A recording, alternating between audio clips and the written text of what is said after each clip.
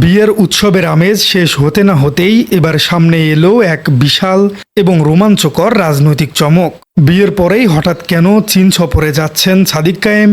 এটি কি কেবলই একটি সাধারণ শিক্ষা সফর, নাকি এর পেছনে লুকিয়ে আছে গভীর কোনো আন্তর্জাতিক মাস্টার প্ল্যান? সাদিক কায়েম কি শুধু একজন ছাত্রনেতা, নাকি তিনি এবার নীরবে দেশের এক বিশাল রাষ্ট্রীয় কূটনীতির দায়িত্ব নিজ কাঁধে তুলে নিয়েছেন? দর্শক, ঘটনার শুরু গতকাল ডাকসু কার্যালয়ে। চীনা দূতাবাসের কালচারাল কনসালট্যান্ট লিও শাওপং গতকাল সশরীরে ঢাকা বিশ্ববিদ্যালয়ের ডাকসু কার্যালয়ে এসে উপস্থিত হয়েছিলেন। তিনি ডাকসু নেতৃবৃন্দের সাথে অত্যন্ত উষ্ণ এবং আন্তরিক পরিবেশে এক সৌজন্য সাক্ষাৎ শেষ করেছিলেন। তবে এই সাক্ষাতের সবচেয়ে চমকপ্রদ বিষয়টি ছিল সাদিক কায়েমের প্রতি চীনা দূতাবাসের ব্যক্তিগত মনোযোগ। লিও শাওপ্যাং ব্যক্তিগতভাবে সাদিক কায়েমকে তার নতুন বিবাহিত জীবনের জন্য ফুলেল শুভেচ্ছা এবং শুভকামনা জানিয়েছিলেন। তবে চমক এখানেই শেষ নয়। চীনা দূতাবাসের সরাসরি আমন্ত্রণে আগামীকাল থেকে ডাকসুর 15 সদস্যের একটি বিশেষ প্রতিনিধি দল সপ্তাহব্যাপী এক রাষ্ট্রীয় মানের চীন সফরে যাচ্ছেন। এই সফরকালে ডাকসুর নেতৃত্ববৃন্দ চীনের শীর্ষস্থানীয় বিভিন্ন বিশ্ববিদ্যালয় এবং ছাত্র সংসদ পরিদর্শন করবেন। এখন প্রশ্ন হলো, একজন ছাত্রনেতা হিসেবে সাদিক কায়েমের এই আন্তর্জাতিক কানেকশন বা যোগাযোগ আসলে কতটা শক্তিশালী? অতীতের ডাকসু ভিপি বা ছাত্র নেতাদের দিকে তাকালে আমরা কি দেখতে পাই? তারা সাধারণত ক্যাম্পাসের স্থানীয় রাজনীতি নিয়েই ব্যস্ত থাকতেন। হলের সিট বন্টন কিংবা বড়জোর জাতীয় রাজনীতির লেজুরবৃত্তি করাই ছিল তাদের প্রধান কাজ। বিদেশি দূতাবাস বা আন্তর্জাতিক রাষ্ট্রীয় পর্যায়ে তাদের খুব একটা পদচারণা বা প্রভাব একেবারেই ছিল না। কিন্তু সাদিক কায়েম সেই পুরনো ছক একেবারে ভেঙে চুরমার করে দিয়েছেন। একজন ছাত্র প্রতিনিধি হয়েও তিনি বহির্বিশ্বের সাথে গভীর এবং শক্তিশালী সম্পর্ক স্থাপন করেছেন, যা আগের যে কোনো ডাকসু নেতার পক্ষে কল্পনা করাও সম্ভব ছিল না। দর্শক, আপনাদের নিশ্চয়ই মনে আছে, এর আগেই সাদিক কায়েম এক বিশাল চমক দেখিয়েছিলেন। তিনি তুরস্কের বর্তমান প্রেসিডেন্ট রিসেপ তাইপ এরদোগানের পুত্র বিলাল এরদোগানকে ঢাকা বিশ্ববিদ্যালয়ে নিয়ে এসেছিলেন।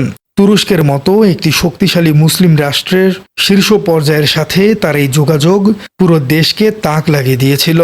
আর এবার তিনি হাত মিলিয়েছেন এশিয়ার সুপার পাওয়ার চীনের সাথে। তিনি প্রমাণ করেছেন যে তিনি শুধু ঢাকা বিশ্ববিদ্যালয়ের নেতা নন, বরং জাতীয় এবং আন্তর্জাতিক কূটনীতিতেও তিনি এক অনন্য এবং পরিপক্ক ভূমিকা পালন করে চলেছেন। এবার আসা যাক সবচেয়ে গুরুত্বপূর্ণ বিষয়ে। এশিয়ার পরাশক্তি চীন কেন হঠাৎ করেই ডাকসুর প্রতি এত আগ্রহী হয়ে উঠল? আন্তর্জাতিক কূটনীতিতে চীন কখনো কোনো পদক্ষেপ বিনা কারণে গ্রহণ করে না। তাদের প্রতিটি পদক্ষেপের পেছনে একটি সুদূরপ্রসারী লক্ষ্য থাকে।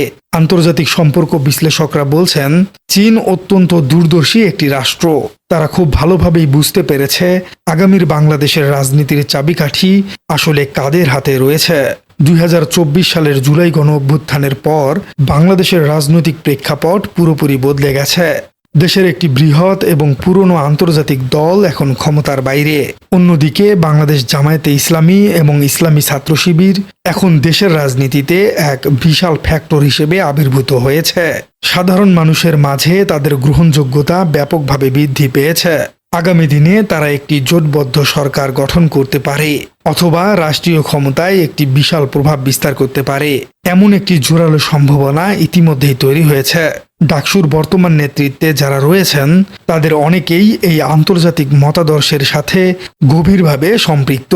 চীন এই ভূরাজনৈতিক সমীকরণটি অত্যন্ত নিখুঁতভাবে মেলাতে পেরেছে। তারা বুঝতে পেরেছে আগামী দিনের বাংলাদেশ পরিচালিত হবে এই তরুণ মেধাবী নেতাদের হাত ধরেই। তাই ক্ষমতায় যাবার আগেই এই ভবিষ্যৎ রাষ্ট্রনায়কদের অর্থাৎ সাদিক কায়েমদের সাথে একটি মজবুত সম্পর্ক তৈরি করতে চাইছে বেইজিং। দর্শক, চীনের এই কৌশলকে আন্তর্জাতিক সম্পর্কের ভাষায় বলা হয় সফট পাওয়ার বা কোমল শক্তি। আন্তর্জাতিক কূটনীতিতে সাধারণত দুই দেশের শক্তির প্রয়োগ দেখা যায়। এটি হলো হার্ড পাওয়ার, অর্থাৎ সামরিক শক্তি বা অর্থনৈতিক অবরোধের মাধ্যমে অন্য দেশকে ভয় দেখিয়ে নিজের পক্ষে আনা। এটি হলো হার্ড পাওয়ার। আর অন্যটি হলো সফট পাওয়ার। অর্থাৎ সফট পাওয়ার মানে হলো কোনো রকম জবরদস্তি না করা, শিক্ষা, সংস্কৃতি, প্রযুক্তি এবং আদর্শিক বিনিময়ের মাধ্যমে অন্য একটি দেশের মানুষের মন জয় করে নেওয়ার পাওয়ার। চীন এখন ডাকসু নেতাদের যে আমন্ত্রণ জানিয়েছে আর এর মাধ্যমে যে কূটনীতি করছে সেটি হলো সফট পাওয়ারের একটি বড় উদাহরণ। চীন তাদের ঐতিহ্য এবং অর্থনৈতিক মডেল এবং তাদের প্রযুক্তিগত উৎকর্ষতা এই তরুণ নেতাদের সামনে তুলে ধরতে চাচ্ছে। এর মাধ্যমে চীন আগামী দিনের নীতি নির্ধারকদের সাথে একটি সিমেন্ট্রিক বা ভারসাম্যপূর্ণ রাষ্ট্রীয় সম্পর্ক তৈরি করতে চাইছে। চীনের এই পদক্ষেপ তাদের বহুল আলোচিত মেগা প্রকল্প অর্থাৎ বেল্ট অ্যান্ড রোড ইনিশিয়েটিভ বা BRI এর মতো প্রকল্পগুলো বাস্তবায়নের সুদূরপ্রসারী কৌশলগত অংশ। এই প্রকল্পের মাধ্যমে চীন পুরো বিশ্বকে একটি বিশাল বাণিজ্যিক নেটওয়ার্কে যুক্ত করতে চাচ্ছে। আর সেই নেটওয়ার্কে বাংলাদেশকে একটি শক্তিশালী মিত্র হিসেবে পেতে হলে আগামী দিনের নীতি নির্ধারকদের সাথে এখন থেকেই সুসম্পর্ক গড়ে তোলা চীনের জন্য অত্যন্ত জরুরি। চীন সেই কাজটি অত্যন্ত সুকৌশলে এবং নিখুঁতভাবে সম্পন্ন করেছে। এই সফরের মাধ্যমে ডাকসু এবং বাংলাদেশের রাজনৈতিক অঙ্গনে অনেকগুলো গুরুত্বপূর্ণ সুবিধা অর্জিত হতে পারে। প্রথমত, রাজনৈতিক সুবিধা। এই সফরের মাধ্যমে তরুণ ছাত্র নেতারা সরাসরি চীনের রাজনৈতিক কাঠামো সম্পর্কে একটি গভীর ধারণা লাভ করবেন। রাষ্ট্র পরিচালনার মডেল সম্পর্কে তারা বাস্তব জ্ঞান অর্জন করবেন। একটি বিশাল জনসংখ্যার দেশকে কিভাবে শৃঙ্খলার মধ্যে রাখতে হয় তা তারা শিখবেন। কিভাবে এত দ্রুত একটি দেশ অর্থনৈতিক পরাশক্তিতে পরিণত হতে পারে তার বাস্তব অভিজ্ঞতা তারা সরাসরি অর্জন করবেন। দ্বিতীয় বিষয়টি হলো কূটনৈতিক সুবিধা। আন্তর্জাতিক পরিমণ্ডলে বাংলাদেশের অবস্থানকে আরও সুদৃঢ় করতে এই সফর বিশাল ভূমিকা রাখবে। চীনের মতো একটি ভেটো প্রদানকারী পরাশক্তির সাথে সরাসরি যোগাযোগের একটি চ্যানেল তৈরি হয়েছে। সাদিক কায়েম ভবিষ্যতে যে কোনো আন্তর্জাতিক সংকটে বাংলাদেশের জন্য একটি বড় কূটনৈতিক ঢাল হিসেবে কাজ করতে পারবেন। দর্শক, তৃতীয় বিষয়টি হলো শিক্ষা এবং প্রযুক্তিগত সুবিধা।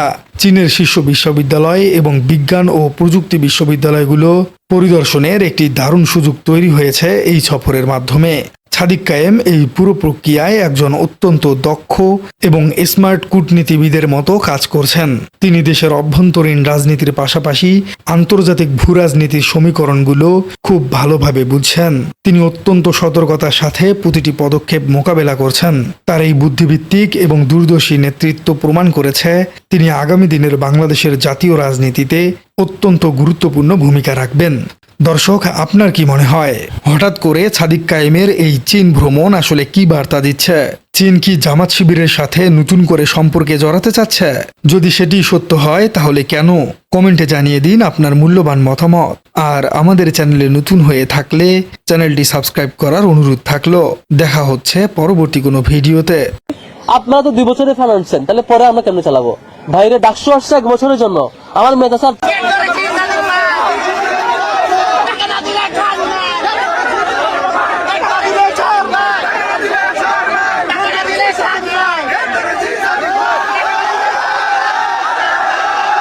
ঢাকা বিশ্ববিদ্যালয়ের ইতিহাসে 104 বছরের ইতিহাসে নারীদের জন্য কোনো জিমনেশিয়াম হয় নাই। আমরা তোমাদের জন্য প্রায় 70 লক্ষ টাকা খরচ করে ঢাকা বিশ্ববিদ্যালয় সেন্ট্রাল ফিল্ডের মধ্যে তোমাদের জন্য আমরা নারীদের জন্য জিমনেশিয়াম স্থাপন করেছি। জিমনেশিয়ামের কাজ শেষ, আশা করছি তোমরা যাবা। A more stable, a more stronger Bangladesh. Despite very limited publicity for the event. No.